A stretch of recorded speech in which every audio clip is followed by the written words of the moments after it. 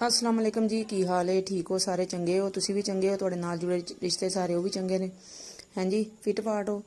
तो अज फिर पका रहे हैं जी असी भिंडियां ते विच एक मसला होया वो मैं तुहानूं बाद च दस्सांगी।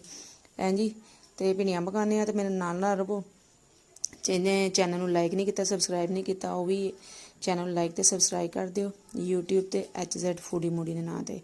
लो जी शुरू करने। इत्थे रख दी असी कढ़ाई ते नाल असां भिंडियां भी धो धा के जी कट लईआं ने। नाल प्याज जिहड़े ने वो तकरीबन 4 अदद असां प्याज लए ने। टमाटर शमाटर मर्चां हसबे जरूरत लईआं ने।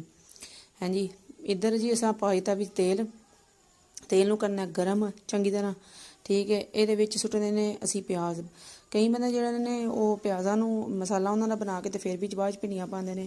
ते कई जिहड़े ने पहले भिंडियां फ्राई करदे ने फिर बाद च जिहड़ा वे मसाला बना के ते फिर विच कर दिंदे ने ऐड।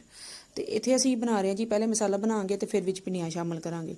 ठीक है, दम दे उत्ते पकांगे ते बड़ियां मज़ेदार दे मेरे तरीके नाल पकाओगे ते पकांदे ही रह जाओगे ते खांदे ही रह जाओगे।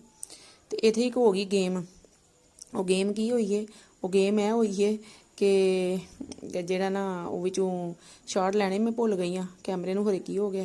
तो इत्थे ते भिंडियां ते पक भी गईयां ने ते मैं ते ये ना विच लूण मिर्चां पाईयां ते ना कुछ पाया ते भिंडियां पक गईयां ने। है चलो तुहाडे नाल भी कदी आई दा मौका आवे है अगे भी भिंडियां पक्कियां ने। ना कोई मसाला ना कोई लूण मिर्च पाई ते अपने आप भिंडियां पक पुक गईयां हैं। विचों शायद शूट ही नहीं होया कैमरा, उन्हें मैं कीता ही नहीं। चलो फिर है जी हुण पक गईयां ने ते फिर मैं तुहानूं विखा दियां।